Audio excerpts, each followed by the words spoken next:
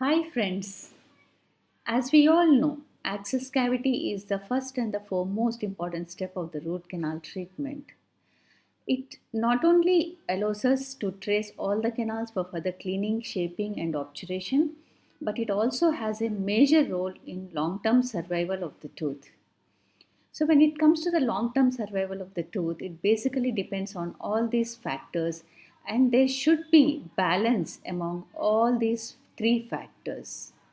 But unfortunately, the operator needs were given most importance in the past, and the result of this was the traditional access cavity.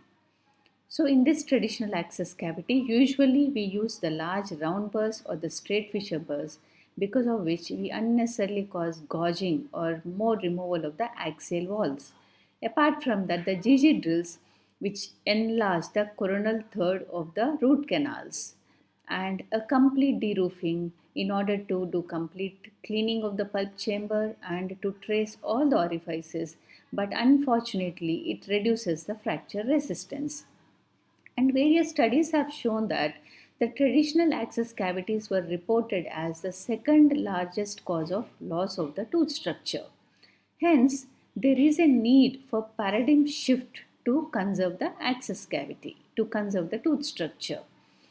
Because various studies have proven that the greater remaining tooth structure means the longevity of the tooth, the greater resistance of the tooth. Hence, the need of the hour is to shift to the conservative access cavity. So, in this conservative access cavity, the focus is on preserving the PCD, that is pericervical dentin. Pericervical dentin is 4 mm above and 4 mm apical to the alveolar crust. And apart from that, we also preserve the soffit. The soffit is a small piece of dentin and enamel coronal to the pulp chamber. So here by why we need to preserve this? Because we know enamel is crystalline in structure, whereas the dentin is it has got a shock absorbing capacity and it is more resilient. So it can support the enamel. So that is the reason we need to preserve the soffit. Apart from that, why we need to preserve the PCD? Because the pericervical dentin, this acts as a ferrule of the prosthetic dentistry. This is the most ideal vehicle to transition of the stresses from crown to the apex. So, these are the advantages of the conservative access cavity, but then the studies have also shown that this can increase the risk of insufficient canal instrumentation and even occurrence of the procedural errors like maybe ledges, maybe separation of the instruments. So that is the reason the whenever we are before doing the access cavity, the most important is the pre-treatment evaluation. So observing how the what kind of the case it is, which access cavity is better in this particular situation, that we need to do the analysis before starting the case.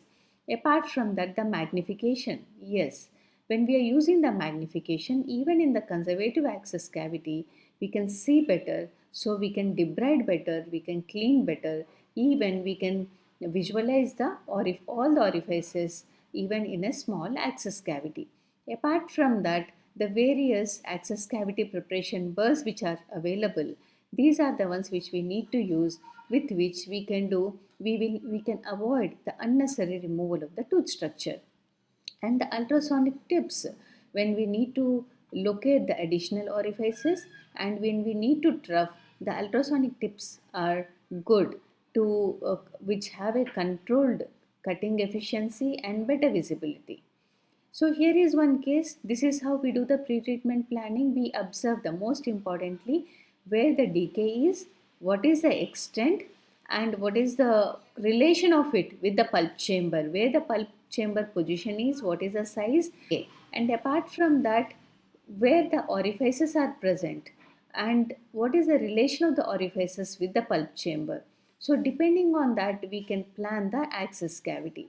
Suppose these dotted lines, if this was the traditional access cavity which we used to do in the past, but now very well we can do a conservative access cavity where we can preserve the PCD and preserve the soffit.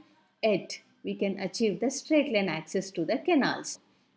So that is how here in this case the conservative access cavity was done, and we could do a good cleaning obturation, shaping and even the obturation, and we could preserve the PCD, and even we can preserve the soffit also. Now another tip which I am going to give here.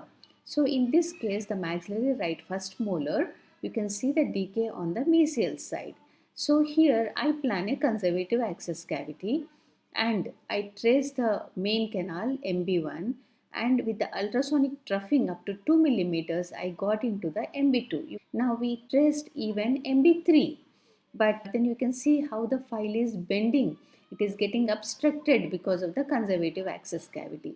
If I proceed like this, I will be either separating my instrument, and definitely I will be creating the ledges. So to prevent that, the tip is that to give a vertical slot wherever the point of interference is. By giving the slot, I maintained my soffit, that is part of the roof of dentin and enamel. And apart from, but even after conservative access cavity, I could get a straight line access into the canal, so I could do a good shaping and cleaning and even the obturation. So this is how, even though conservative access cavity, we could get all the canals and followed by good obturation. So this is the occlusal surface. You can see how conservative it is. Since the decay was on the mesial side, I had to remove the tooth structure on the mesial side, but then the remaining healthy tooth structure we could preserve and get into all the canals. And because of that, we could do a conservative direct post-endo restoration and preserve the PCD and soffit. So this is another case. By following the principles, we can preserve the tooth structure, and we can increase the resistance of the tooth structure. Thank you for being wonderful audience.